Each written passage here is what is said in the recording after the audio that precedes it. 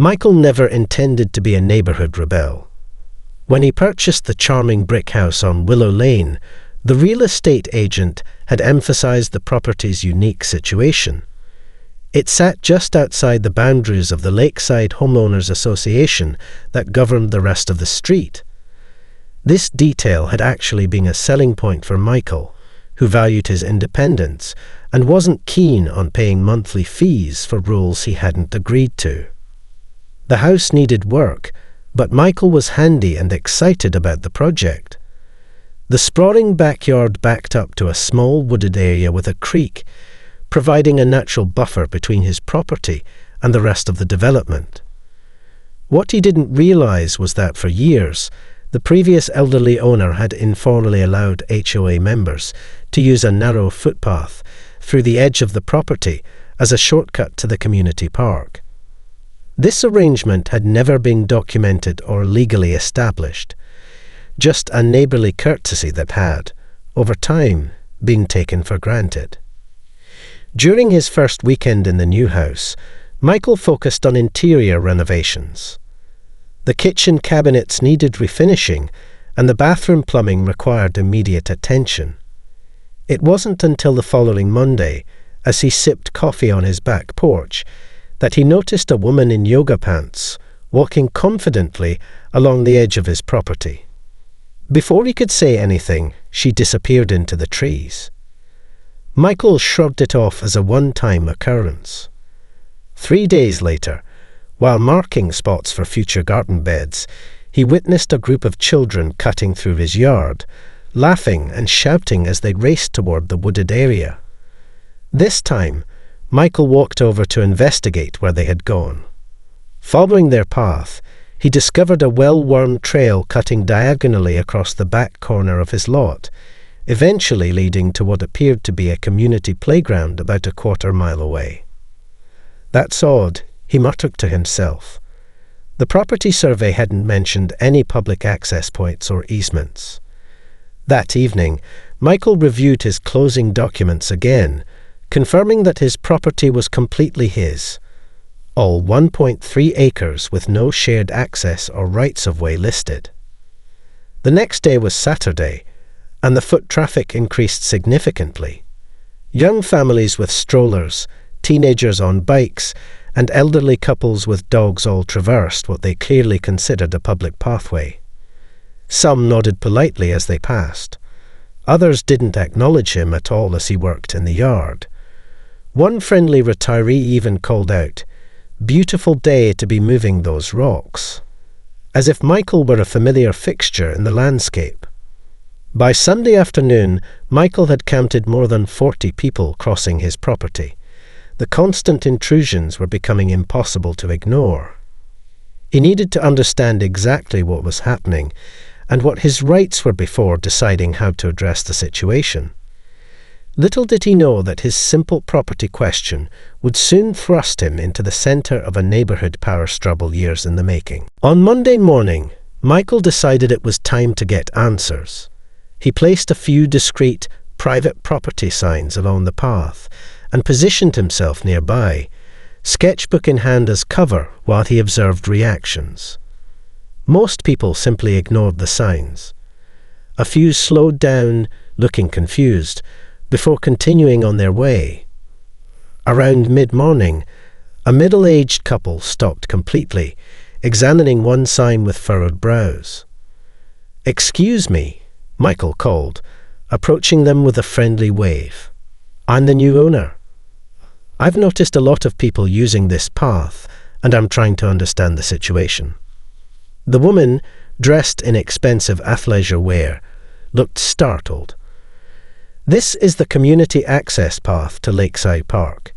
It's been here forever." Her husband nodded emphatically. "Everyone uses it. The HOA maintains it." Michael kept his tone neutral. "That's interesting because my property documents don't show any easement or right-of-way. Was there some agreement with the previous owner?" "I wouldn't know about paperwork," the woman said dismissively. "You should talk to Barbara Winters. She handles all HOA matters."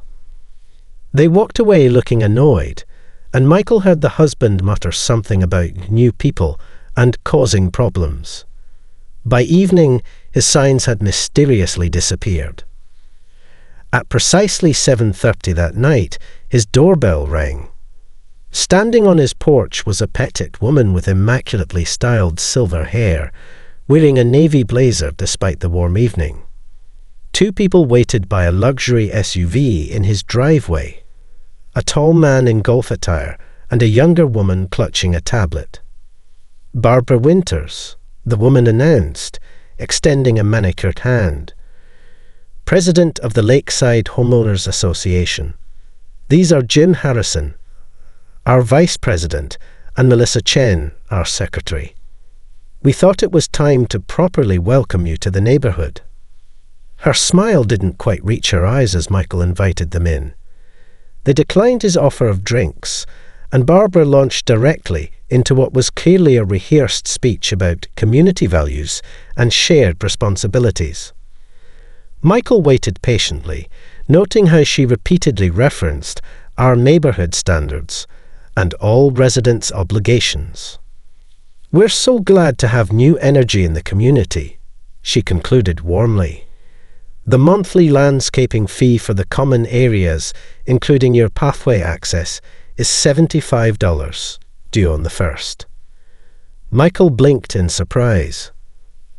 "I think there's been a misunderstanding. My property isn't part of the HOA. Barbara's smile tightened. All homes on Willow Lane are part of our association.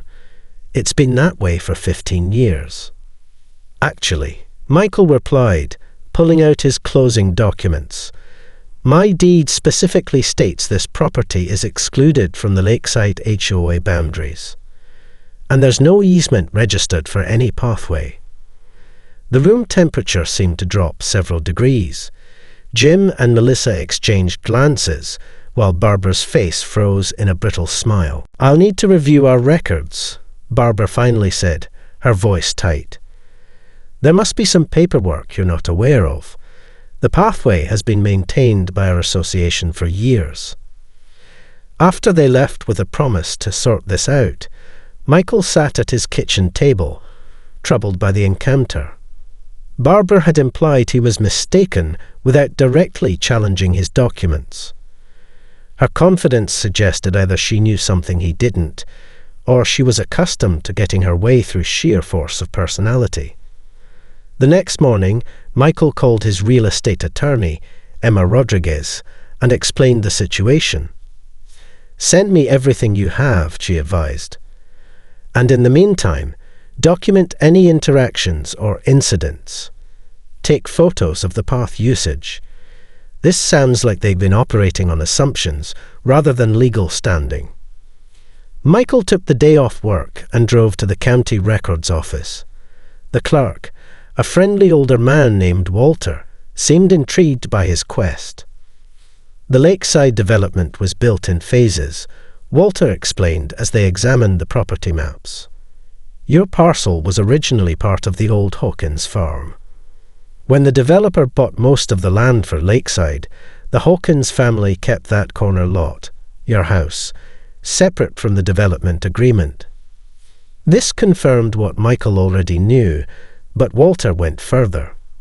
Here's something interesting, he said, pointing to a notation. There was an attempt to establish an easement 7 years ago, but it was withdrawn before completion. Looks like the HOA tried to formalize the path, but couldn't get it approved. That evening, Michael knocked on his neighbor's door. Mr. Peterson was in his 80s and had mentioned living on Willow Lane, since before all those cookie-cutter houses went up. Over coffee, the elderly man filled in the gaps. Old Mrs. Hawkins, that was your house. She let folks walk through as a courtesy. But when that Barbara woman took over the HOA 5 years ago, they started acting like they owned it. Put in gravel without asking, trimmed trees. Mrs. Hawkins complained, but she was frail by then. That's when they tried to get that legal paper. An easement? Michael asked. That's it. But Mrs. Hawkins's son was a lawyer in Chicago. He put a stop to it. Mr. Peterson chuckled. Barbara was fit to be tied. Been trying to pressure the family ever since. Guess they never told you during the sale. Michael spent the weekend observing the path use and researching property law. His liability concerns grew as he watched children racing bikes down the steep section near the creek. What if someone got hurt?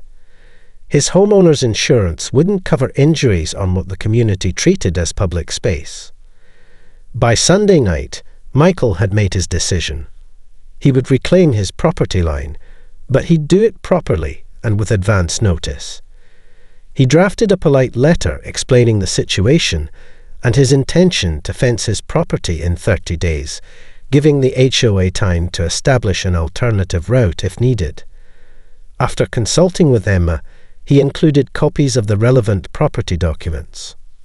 Monday morning, he hand-delivered copies to each HOA board member's house and posted laminated notices at both ends of the path. The clock was now ticking. Michael's phone rang just 30 minutes after he'd delivered the last notice. It was Barbara, her voice artificially calm. "I received your announcement," she said. "I think we need to discuss this in person. The board will be at your house at 6 p.m. Before Michael could respond, she hung up. He called Emma immediately, who advised him to record the meeting and not sign anything. At precisely 6 p.m., Barbara arrived with not just the board, but 3 additional concerned homeowners. They filed into Michael's living room like a delegation, with Barbara positioning herself directly across from him. This path has been used by our community for over a decade. Barbara began without preamble. It's established by tradition and community expectation. Closing it would cause significant disruption to dozens of families who rely on this access. Michael kept his tone even. "I understand it's been used informally, but legally, it's private property without any easement." Jim, the vice president, leaned forward. "Look, we maintain that path. We cleared fallen branches after the storm last month. That's our investment." "Which I never requested," Michael pointed out, "and which doesn't create a legal right to my property." Barbara's diplomatic veneer cracked. "This is exactly why we have an HOA, to prevent selfish individuals from disrupting neighborhood harmony," she snapped. "We've never had problems before you arrived." The meeting ended in a stalemate, but it was only the beginning. Over the next 3 weeks, Michael endured escalating pressure. Anonymous notes appeared in his mailbox. "Good neighbors share," and "Don't be the neighborhood villain." His work voicemail somehow received a message asking him to reconsider his hostile stance against the community. At the local coffee shop, conversations would halt when he entered. Parents he passed, while jogging, suddenly pulled their children closer, as if he were dangerous. One morning, he found his newspaper soaked in the sprinkler's path, though it had never been there before. Barbara circulated a petition that Michael heard about from Mr. Peterson, who refused to sign it. "They're saying you're threatening property values and community access," the old man reported. "Got people worked up about their kids having to walk an extra 10 minutes to the park." An emergency HOA meeting was called in the community centre. Though it was ostensibly open to all residents, Michael never received notification. He learned about the unanimous consensus against property restrictions from the HOA newsletter left conspicuously in his mailbox the next day. The situation took an alarming turn when Michael spotted unfamiliar men in his backyard one Tuesday afternoon. From his home office window, he watched as co-landscapers trimmed trees and cleared brush along the path, widening it by at least 3 feet. When he confronted them, they produced a work order signed by Barbara authorizing maintenance of the community access path. That night, Michael installed security cameras covering his property. The next morning, he called his attorney again. "They're trespassing now," he told Emma, "and deliberately ignoring my rights as a property owner." "Document everything," she advised. "It's time to move forward with establishing your boundaries, physically and legally." Saturday morning arrived with perfect weather for Michael's project. He'd marked his property line with stakes based on the official survey, rented a post-hole digger, and purchased supplies for a 6-foot cedar fence. Emma had confirmed his right to fence his property and advised him to stay precisely within his boundary. Michael was just finishing his coffee when his phone buzzed with a text from Mr. Peterson. HOA emergency meeting called for 9 a.m. Barbara showing satellite photos of historical community path. Thought you should know. Undeterred, Michael began work at 8 a.m. The physical labor felt good after weeks of tension. By 10:30, he had dug holes for the first 6 posts along the back corner of his property, effectively cutting off the shortcut. He was mixing concrete for the first post when the distinctive sound of tires screeching on pavement echoed from the front of his house. Barbara's silver luxury SUV had stopped at an angle across his driveway. She emerged in what appeared to be tennis attire, her face flushed with anger. Following behind her were Melissa from the board and a man Michael didn't recognize carrying an expensive camera with a long lens. "What do you think you're doing?" Barbara demanded, already recording with her smartphone as she marched across his lawn. "Installing a fence on my property," Michael replied calmly, continuing to mix concrete. "As I mentioned in my notice 30 days ago. This is outrageous." Barbara's voice rose dramatically. "You were informed at our meeting that this path is designated community access.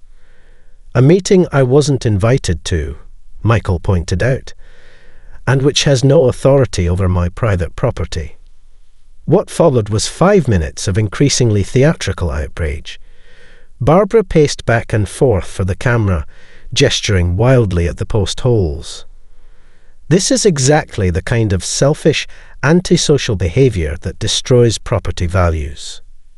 She declared to her audience, "Families with young children depend on this safe path to the playground. Elderly residents will be forced to walk an additional half-mile." When Michael continued working, setting the first post in concrete, Barbara escalated further. "This fence violates community standards. The HOA will fine you. We'll take legal action. The restrictive covenants clearly prohibit." "My property isn't subject to your covenants or your authority," Michael interrupted, his patience wearing thin. "As you've been informed repeatedly." Barbara turned to her companions. "Call the police. Report a public nuisance and destruction of community property." 20 minutes later, Officer Rivera arrived, looking faintly annoyed at being called out. With professional detachment, she reviewed Michael's deed, the property survey, and his notice to the HOA. "Ma'am," Officer Rivera finally said to Barbara, who had been narrating her grievances non-stop, "this appears to be a civil matter, not criminal. Mr. Chen is within his rights to fence his private property. Do you understand what this will do to our community?" Barbara demanded, her voice rising. "He's destroying an established pathway that's been used for years. Without an easement or right-of-way, continued use of private property doesn't automatically create public access rights," Officer Rivera explained patiently. "If the HOA believes it has a legal claim, you should consult with an attorney." As the officer departed, Barbara turned to Michael with cold fury in her eyes. "This isn't over. The board has resources you can't imagine. We will fight this every step of the way." By now, several neighbours had gathered at the edge of the property, watching the confrontation. Michael noticed that their reactions weren't uniformly hostile. One young couple whispered to each other with raised eyebrows directed at Barbara. An older gentleman gave Michael a subtle thumbs up behind Barbara's back. A woman with a jogging stroller looked embarrassed by the entire scene. Michael completed the fence posts by Sunday evening, creating a visible boundary that unmistakably closed the shortcut. Monday morning, he left for work expecting another confrontation when he returned. Instead, he arrived home to find a formal letter from Grayson and Waters, attorneys at law, in his mailbox. His heart sank as he opened it, anticipating expensive legal proceedings. To his surprise, it wasn't addressed to him, but to the Lakeside HOA board. It was a copy of a cease and desist letter demanding the board immediately halt all harassment, trespassing, and false claims regarding property at 1742 Willow Lane. The letter came from Sophia Hawkins-Reed, the previous owner's daughter. The next paragraph explained everything. Following my mother's death, I was disturbed to learn about continued attempts to claim property rights that were definitively rejected during her lifetime. My mother allowed limited access as a courtesy, which was increasingly abused. I've authorized Mr. Chen, the current owner, to make decisions regarding access without pressure or harassment. As Michael finished reading, his doorbell rang. He opened it to find Jim Harrison, the HOA vice president, standing alone on his porch. "May I come in? This isn't an official visit," Jim said, looking uncomfortable. In Michael's living room, Jim ran his hand through his thinning hair. "I wanted to apologize for how this has been handled," he said, clearly embarrassed. "After Saturday's scene, several of us did some actual research. You're completely right. Your property isn't part of our HOA, and we have no legal claim to that pathway." "I appreciate that," Michael said cautiously. Jim sighed. "Barbara's leadership style has been problematic. She tends to bulldoze opposition rather than address issues properly. The truth is, she's known about your property's exempt status for years, but simply ignored it, essentially bullying Mrs. Hawkins into compliance." "I just received a letter from Mrs. Hawkins' daughter," Michael mentioned, showing Jim the document. Jim winced. "That explains the emergency board meeting called for tonight. Look, most board members are reasonable people who don't want legal trouble. We've already begun discussing an alternative pathway that would run along the north side of the development. It would add about 5 minutes to the walk, but would be entirely on HOA property." Over the following weeks, events unfolded rapidly. The HOA issued a formal acknowledgement of Michael's property rights in their monthly newsletter. Construction began on the alternative pathway, complete with solar lighting and benches, improvements the old path never had. Michael completed his fence, but made one significant modification to his original plan. At the corner where the path had once cut through, he installed a proper gate with a coded lock. He drafted a simple legal agreement granting the community limited access rights during daylight hours, with the HOA assuming liability insurance and maintenance responsibilities for that section. Senior citizens and families with young children could register for access, providing a shorter route for those who needed it most while maintaining Michael's property rights. At the next quarterly HOA meeting, which Michael attended as a guest, Barbara was conspicuously absent. Jim announced her resignation for personal reasons and was unanimously elected as the new president. His first act was to establish a neighbour relations committee to handle disputes through mediation rather than confrontation. Gradually, Michael's relationship with his neighbours improved. Those who had witnessed Barbara's meltdown shared the real story throughout the community. The new path, with its improvements, became a point of pride rather than contention. Several residents even apologized to Michael for the anonymous notes and cold shoulders. As for Barbara, she sold her house 6 months later and moved to a condominium across town. But before she left, Michael spotted her walking her small dog past his property. She paused briefly at his gate, studying the simple sign he'd posted, "Neighborhood Access Path. Respect earns respect." Their eyes met briefly before she hurried away, perhaps finally understanding that community isn't built through control, but through mutual consideration and clear boundaries.